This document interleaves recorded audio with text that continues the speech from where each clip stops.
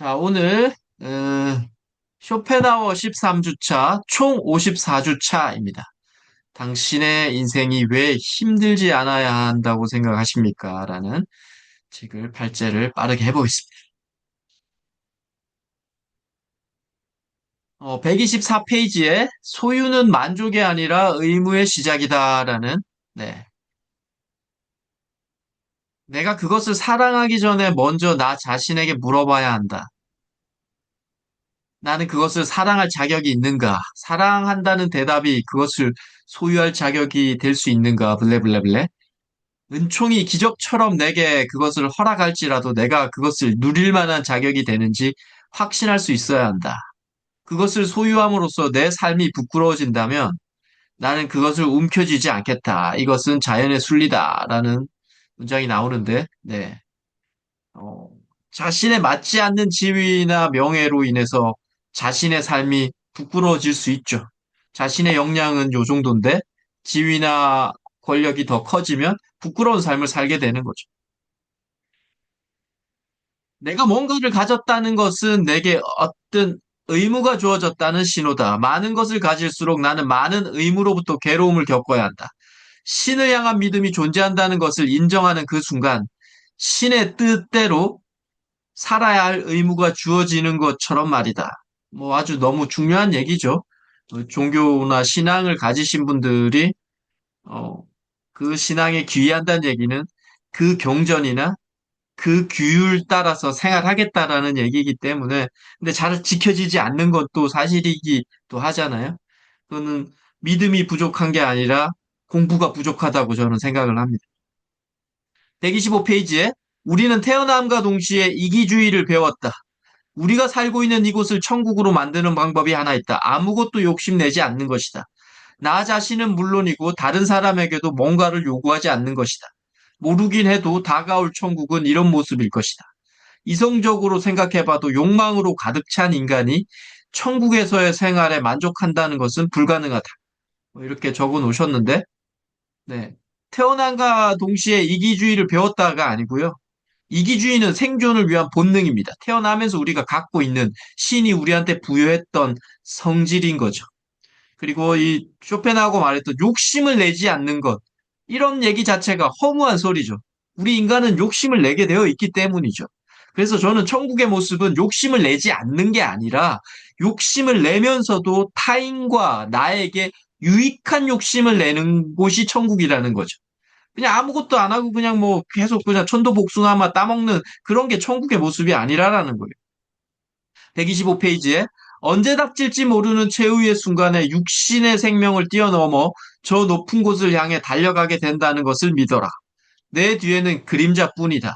그곳에는 내가 아쉬워해야 할 그 무엇도 없다. 뭐 이렇게 쇼펜하워가 죽음 너머의 그 무엇을 인정하고 있는 것처럼 저는 읽었습니다. 육신 너머에 그 이후에 뭐가 있다라고 이야기하는 것처럼 보였고요. 126페이지에 한 인간의 영혼이 자기 자신의 실체에 대해 좀 더 객관적인 눈으로 바라보고 싶다는 생각을 하게 되었을 때 그의 영혼은 다음과 같은 성장 과정을 경험하게 된다. 어떻게 성장하는지. 예. 첫 번째, 세속적인 것들에 불만을 느끼기 시작한다. 자신이 존재하는 이유가 세속적인 욕망이 추구하는 결과물에 한정되어 있다는 것을 생각할 때마다 가슴이 시리고 아프다. 그런 아픔이 익숙해질수록 명예나 재물, 권력 같은 세상의 덕목들이 하찮고 우습게만 보인다. 그리고 뭔가 색다른 그동안 잊고 살아왔던 혹은 현재의 나를 가능케 한 어떤 존재를 내 안에서 발견하고 싶다는 충동에 휩싸인다. 네. 세상에 불만이 많아지고요. 세상이 하찮게 보이고 결국 내 안에서 우주의 원리인 로고스를 찾고 싶은 욕망이 생기죠.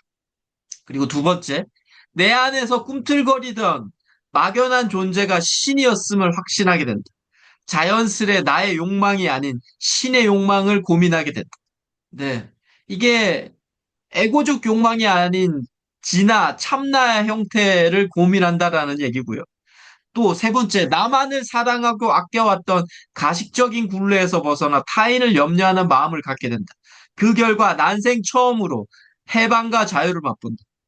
타인을 사랑하는 마음이 신의 의지고 신의 욕망이죠. 네, 이것이 해방과 자유를 느끼게 한다라고 말씀드리고 싶습니다. 127페이지에 내가 얻지 못하더라도, 내가 그것을 해내지 못하더라도, 내가 좌절하고 상처를 받더라도 예전처럼 슬퍼하거나 의기소침해 하지 않는다. 블레블레. 이 세계는 나의 의지다. 신의 의지가 곧 나의 의지다. 나의 의지를 신의 의지와 동일하게 여겼을 때 인간은 비로소 참된 존재로 거듭나게 된다. 인간의 의지로 나를 드러내는 것만으로 부족하다. 그 의지가 신의 의지로 여겨져야 한다. 그래야만 인간은 불안을 떨쳐낼 수 있다. 신의 의지인 내게에는 걱정도 불안도 없다. 이와 달리 인간의 굴레를 벗어나지 못한 의지는 인생의 방주가 될 수 없으며 살아가는 내내 불안과 고통은 필연처럼 다가온다. 네. 이 세계는 나의 의지인데 세상의 모든 것은 내 마음의 작용이라고 해서 일체 유심조라고 하죠. 법공사상이고요.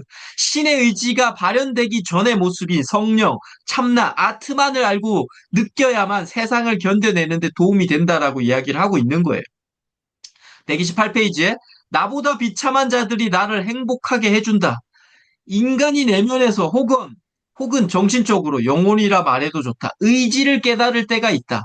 살고자 하는 의지가 외부 또는 내부의 어떤 대상과 충돌하여 파열음을 발생시켰을 때다. 이를 구속이라고 한다. 의지를 구속하는 어떤 충돌이 발생했을 때 의지는 비로소 우리 앞에 모습을 나타낸다. 다시 말해 우리는 의지를 가로막는 어떤 존재, 우리를 구속하는 어떤 상황, 현재의 모습에서 일탈하고자 하는 욕망, 절대자를 향한 반항에서 의지를 확인한다는 뜻이기도 하다. 살아있음을 후회하게 만드는 그릇된 현실과 나를 고통스럽게 만드는 대상의 출현에서 우리가 살고자 하는 의지를 확인하게 된다는 모순이다. 네. 너무 좋아서 그냥 읽었습니다. 제 의견이 없습니다. 129에서 130페이지에 고통과 고뇌에서 벗어나기 위해 인간은 자신을 이렇게 만든 세상을 사유하고 자신이 살아온 길을 더듬게 된다. 눈길조차 보내지 않았던 길가의 돌멩이가 나의 엄지발가락을 저리게 만들고 발을 쩔뚝거리게 만들고 가던 길을 멈추게 하고 결국 약속에 늦게 만드는 특별한 대상으로 부각되는 것이다. 우리가 고통과 절망과 고뇌여야만 길가의 돌멩이가 보이는 거죠. 그 얘기를 하고 있는 겁니다. 130페이지에 내가 형이상학을 증오하는 이유는 블레블레블레. 인간을 괴롭게 만드는 대상을 무시하고 블레블레. 인간의 감정에서 궁극적인 해답을 찾으려고 하기 때문이다라고 쇼펜하우어가 쓰고 있죠. 약간 반의적으로 쓴 것 같아요. 이분이 형이상학을 연구하시는 분이잖아요. 형이상학은 우리가 말하는 절대계, 눈에 보이지 않는 물체 형태 넘어, 저 근본 원리, 로고스, 원리 등을 말하는 거죠. 궁극적인 해답을 말하는 거예요. 쇼펜하우어는 형이상학을 증오한다는 이유가 발에 부딪혔으면 돌뿌리가 눈앞에 있는데 왜 그 근본적인 걸 찾냐, 뭐 이런 식으로 해서 이걸 싫어한다고 했는데 약간 반의적인 거죠. 형이상학, 결국 철학은 궁극적인 해답을 찾고자 하는 거죠. 왜 우리가 감정해야 되고, 우리가 왜 생각이 들고, 왜 신이 존재해야 되고, 왜 인간이 이렇게 살아야 되는지, 그런 근원적인 질문을 답하기 위해서는 형이상학을 알아야 되는 거죠. 아까 말했던 성령을 알아야 되는 거고, 참나를 알아야 되는 거고, 아트만을 알아야 된다라는 얘기인 거죠. 131페이지에 외부와 내부의 충돌, 세계와 나의 충돌이 일어난다. 의지가 출현할 수밖에 없다. 왜냐하면 그들 대상이 나를 절망하게 만들려는 의지를 보여주고 있기 때문이다. 행복한 순간이 짧게 느껴지고 절망의 시간이 영원할 듯 보이는 까닭이다. 블레블레블레. 누군가를 삼키는 쾌감과 누군가에게 삼켜지는 불쾌감의 인식은 어느 쪽이 더 클 것인가? 뭐 이런 식으로 썼는데요. 재밌어서 그냥 좋아서 그냥 썼습니다. 의견은 없습니다. 131페이지에 불행과 고뇌와 절망에서 가장 빨리 위로받는 방법은 나보다 더 비참한 자들을 찾아내는 것이다. 뭐 이런 게 충분히 우리 일상에서 공감되는 얘기죠. 프랑스 작가 라 로슈푸코가 이런 얘기를 했죠. 친구의 불행 속에서 우리는 불쾌하지 않는 그 무언가를 발견한다. 근데 저는 이 얘기에 공유하지 않아요. 우리는 불행은 충분히 공감해주고 위안해줍니다. 그래서 이렇게 바꾸는 게 더 맞아요. 친구의 성공 속에서 우리는 유쾌하지 않는 그 무언가를 발견한다. 예, 우리가 정말 성공했던 사람을 칭찬해주기는 쉽지 않아요.